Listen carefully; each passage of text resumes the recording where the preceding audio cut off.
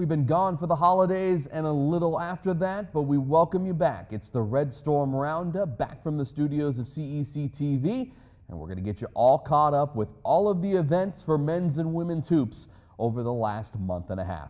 I'm John Potter. Welcome aboard. As always, joined by Devin Dixon of ESPN Sports Radio, and we've got a lot to cover and not a lot of time, so let's dive right into it. We'll start first with our men's basketball recap. Since we talked to you in mid-November, the men have had 14 games played in that time period, and not a bad overall record in that, 11-3. But when you think about how this team started out, Dev, and how hot they were, an undefeated mark up until a loss at California Baptist, you've got to say 11-3, still a great record, but not where the Red Storm ultimately want to be. Yeah, they creeped up into the national rankings, kept making progress all the way up to number 7 in the country, and then they backtracked to 12 and then to 18. And we'll see where they are heading into the rest of this week. But John, this team has so much talent. The chemistry's still good. The commitment level's there. Coach Juddy X's and O's have still been great. The Pac West is just a good conference this year. This is probably the strongest I've seen the men's basketball Pac West conference since we've been a part of it. The top 6 teams are unbelievably tough. And the Storm have been on the road a lot, and that's going to even itself back out once everybody takes that trip to Hawaii and once everybody plays at home and home for the most part, and we'll see where the Storm are at the end of the day. I have a feeling it's going to be right at the top, if not the top spot in the Pac West. You mentioned Hawaii. The Red Storm went on their annual trip to the islands in January, starting out the 2014 calendar year. Got the first 2 wins as part of the first 5 in Pac West play. Yeah. Then playing the 3rd game in 5 days over against a very good and athletic Hawaii Pacific team. Ended up losing by double figures. That was the first loss on the road, and that seems to be the prevailing theme of losses on the road. The loss at Hawaii Pacific 96-77, the loss by 10 to Cal Baptist, where you dig yourself a 20-point hole at halftime, get back, start to build some momentum, but still 20 points is a lot to come back from in 20 minutes. And then most recently, last Saturday, in a very tough and physical game at Point Loma, losing with the buzzer beater 65-63. Those 3 losses, when you look at them, of course, Cal Baptist only with 1 loss on the year. Point Loma, a team that's right at 500 in the league, but a lot of their losses have been close. And Hawaii Pacific, who started out really good, but has slid a little bit, you're starting to get a little mix of, okay, some of those losses are really good, and maybe some of those losses are going to end up hurting the Red Storm in the rankings later on. Yeah, I mean, the Hawaii Pacific was the most lopsided. The other ones were close. 10-point loss to Cal Baptist, but it was their homecoming. It was a packed house, and they did have to come and play uphill in that second half. But you look, Cal Baptist 16-0, and then they lose to Azusa Pacific. Storm rolling right along, and then they lose to Point Loma. Point Loma's a good basketball team, though. This team, let's call it's a great player. They're very balanced. They're well coached. Usuri got that tip in. He's very long. He can play different positions on the court. So there's some very good chess matches going on inside the Pac West Conference, and that's going to continue all the way to March 1st in that regular season finale. Well, the Storm start out a 6-game homestand here at the Burns Arena coming up this week. Let's hit some notable performances of the last 14 games in which the Red Storm have picked up 11 victories. And you start first with the guys in the middle. And Zach Robbins has had a spectacular streak going. His last 6 games have all been double-doubles, averaging the best in the team at 16.8 points a game now and just a tick under 10 rebounds. So he's getting to a level where a double-double is a normal occurrence for Zach. And then you throw in Jordan Rex, and in that time period, the duo has posted double-doubles in 2 games. December 18th as part of the Vegas Challenge against Dominguez Hills, and then a big win at home against Azusa Pacific on January the 11th. Let's start from the inside and then go to the outside. First with Robbins and Rex. Those guys have to show up, especially Robbins, if the Red Storm are going to be successful the rest of the year. Yeah, and there was a point in time where Coach Judkins was saying we need to get him more shots. And Zach, you've got to be more aggressive. You've got to go ahead and put it up when you get the ball low in the blocks. And he's done that, but there's been games where 12, 13 shot attempts is almost not enough. He almost needs to be 14, 15 plus, I think, in the second half of the Pac West Conference schedule. And Rex, I want to see his shots coming on putbacks. I want to see him continue to crash the boards, stay out of foul trouble for him. They've had 2 games where they both had double-doubles this year. But you're right. They got good 3-point shooters on this team, but sometimes those bigs need to be a little bit more selfish and go ahead and attack and get those higher percentage shots. As you can see on the graphic, some career highs over the last span as well. Dalton Grosskreitz, 24 points in a game against Chaminade. In that same game, DeQuan Thompson, who posted a career high in the Hawaii Hilo game previously, came back and did so with 25 against Chaminade. Zach Robbins as part of his double-double streak, had 27 points in front of a hometown crowd down at Azusa Pacific a week ago Monday, then backed it up with 26 against Point Loma this last week. And then also Mason Sawyer, who's seen some increased minutes off the bench on the point guard role, picked up 16 points in a win at home against Azusa, so some notable performances there. But on the flip side, you look at injuries, and you're looking basically at your swing, your wingman out on the outside, with Lewis Garrett, who got hurt on the home game December 14th against Point Loma, missed most of the Hawaii trip, and is just really starting now to come back into form, at least health-wise. And then Dalton Grosskreutz, who got injured right before the trip to Southern California, really has taken him out of the starting lineup and given more minutes for Robbie Nielsen in a starting role, and guys like Curtis Papafus and Lewis Garrett reemerging from injury. Yeah, I think, Lewis's confidence has got to stay high. He needs to prove that he can win those minutes back. I think he's just getting back into game shape, and I think his minutes will increase again. Dalton's a concern. He's actually had quite a few injuries, but he's such a tough kid, he always just fights through them. But this one's one that he's tried to get ready and all the treatment in the world, but it's still just nagging him, that ankle. So they need him 100% by the time that Pac West tournament starts, if not sooner, if they're going to make a run at this thing. Well, favorable schedule for Dixie State as they have 7 of the last 9 games in the regular season at home, starting with a 6-game stretch here at the Burns Arena, and we'll have all that information in our calendar section going on later on in our roundup. So now that you've got it kind of got up with the men's basketball team, we've got the women coming up next. We'll see how Coach Turner and her young squad have done on the road, especially with a great trip to Hawaii. That comes for you next. This is the Red Storm Roundup. We'll be right back after this timeout. If you're in pain, give us a call. We use the latest technology to get you pain-free within 6 visits. If we get you in early, we can actually help reverse the effects of the car accident now versus waiting and having to do more treatment. This is Dr. Justin Poppy. Dinner and a movie on the doctor. Call now for a free consultation. You're no dummy. Accidents hurt. You need to come in today or tomorrow to be pain-free. I'm Dr. Justin Poppy, 656-2888. Someone once asked if I'd put in a bench so that they had somewhere to sit as they're coming in. And to me, that's a waste of time and energy because all you do is dust it off as you come through. We've designed the pharmacy so you don't have to wait. As you come in, there might be a line, but within 10 minutes, we've got you out of our store. Friendly service and a pharmacist who knows you by name. Stapley Pharmacy, your complete family pharmacy. We'll have you out the door in 10 minutes.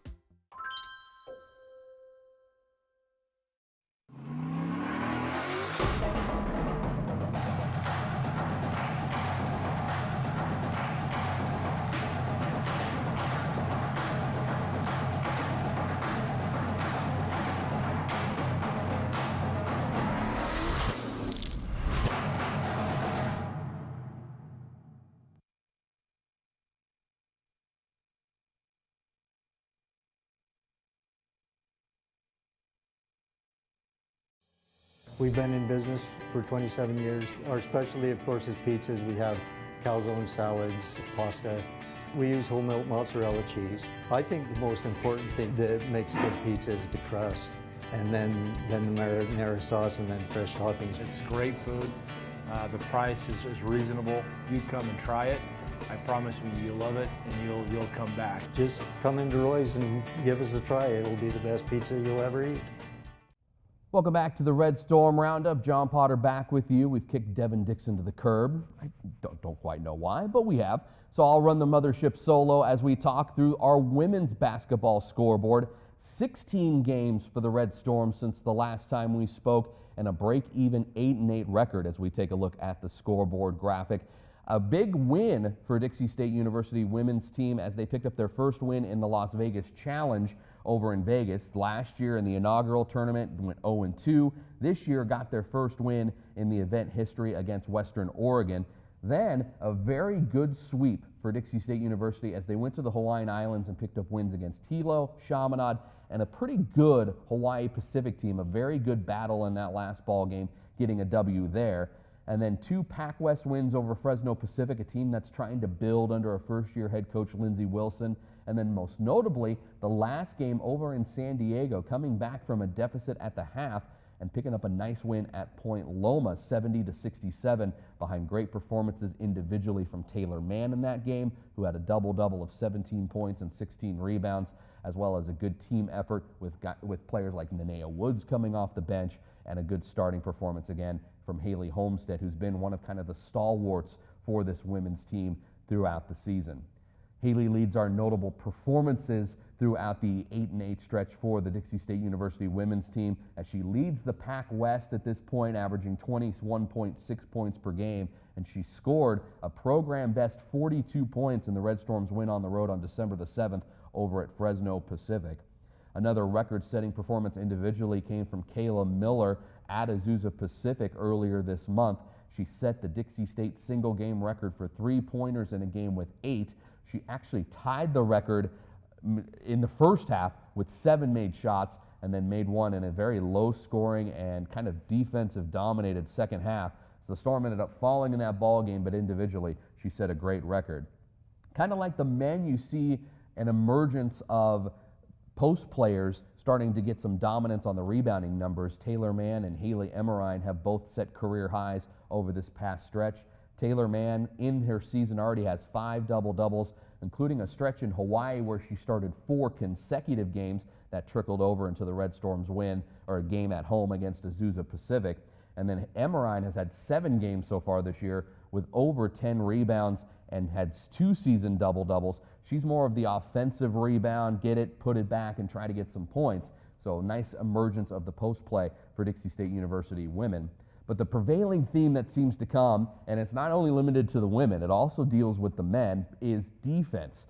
When the Red Storm allow a lot of points in their losses, they've allowed 82.7. You can see that the breakdown on the defensive side has come in.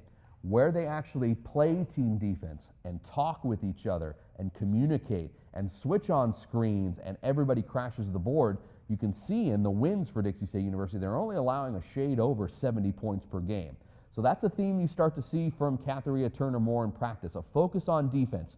You can see that the Red Storm have the opportunities to score with Homestead and Miller and Taylor Mann, and if you need that extra spark with Nenea Woods and Brianna White off the bench. But the focus has to be on defense. When the Red Storm focus on that facet of the ball game, they seem to get some wins, and they're right in a good opportunity, right in the middle of the pack in the Pac West, but kind of sneaking towards a 3 or 4 seed for the potential Pac West tournament coming up in San Diego. If they can continue to work on their defense, this is a team that has kind of gotten over the shakiness of opening the season with a lot of new players. They're starting to build their identity, and if they can add defense, the facet of that defense to their team, they could be a nice sleeper pick for a potential run in the Pacific West Conference tournament.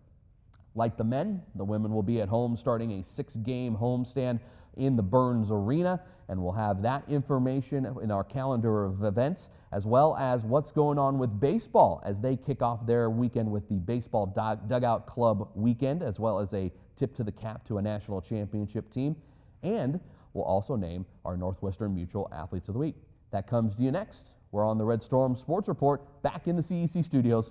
We'll see you right after this timeout. Give your favorite athletes a competitive edge by enrolling them in an acceleration training package at Intermountain Sports Performance Training. Our exercise physiologists use scientifically based training protocols guaranteed to help athletes run faster, jump higher, and perform better than the competition. Unlevel the playing field. Learn more at dixieregional.org/acceleration or call 251-2256. Why is Salisbury Homes the #1 builder in southern Utah? It's simple. Unmatched quality, more selection, and happy homeowners. You'll love seeing prices less than buying an existing home. Amazing locations and a 45-day build schedule. The time to build is now, before prices go up. And with Salisbury, choose from dozens of floor plans, all beautifully designed, and you pick your own colors and finishes. Visit alwaysaffordablehomes.com today or call Bunny at 801-472-4734. Salisbury Homes.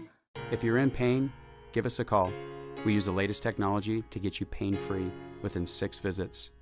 If we get you in early, we can actually help reverse the effects of the car accident now versus waiting and having to do more treatment. This is Dr. Justin Poppy. Dinner and a movie on the doctor. Call now for a free consultation. You're no dummy. Accidents hurt. You need to get in today or tomorrow to be pain-free. I'm Dr. Justin Poppy, 656-2888. Another thing we have is our compounding section here. We brought it out front to let you watch as they are making the different compounded prescriptions, whether it's troches, lollipops, creams, capsules. It's fascinating to watch it, and they can do that here, and yet it's very safe and no one's going to be harmed. Friendly service and a pharmacist who knows you by name. Stapley Pharmacy, your complete family pharmacy. We'll have you out the door in 10 minutes. Welcome back to the Red Storm Sports Report. John Potter with you. Time to name our Northwestern Mutual Athletes of the Week. For those that we've missed over the time in between the middle of November and now, you can log on to dixieathletics.com. Look towards the bottom of the page where it lists the current athletes of the week. When you click their logos, you'll also see a list on that page of our previous Athlete of the Week winners. We'll start with our men's side, and it's hard to argue with Zach Robbins. 6 consecutive double-doubles have led him to his 3rd straight Northwestern Mutual Athlete of the Week honor. He's averaging 20 points and 14 rebounds a game during his 6-game double-double string, and of course had a career-high 27 points and 11 rebounds at Azusa Pacific. Backed it up this past Saturday with a 26-11 performance at Point Loma. That performance also led him to a Pacific West Conference Final 5 nod over this past week.